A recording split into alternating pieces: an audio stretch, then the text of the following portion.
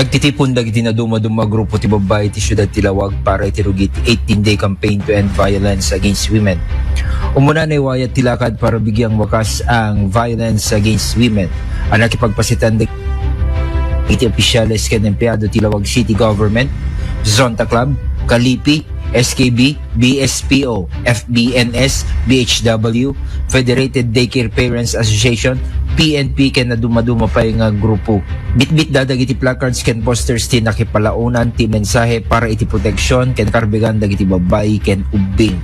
Kalpasan na naiwayat pa iti body wellness ken self-defense demo anapateg para iti panangsalaknib dagiti babae iti bukod da abagi. Nakimaysa ti gobyerno syudad ti dato yung aktibidad para iti panakalaped ti anyaman ang panagabusar ken kastamit din ti panangsaluad ti kalintigan ti tunggal maysa. Iti 18-day campaign ket nang rugi di kalman November 25 agpatingga into December 12, 2025. Para iti IFM News, Idol Glenn Batuyong, Tatak, RMN.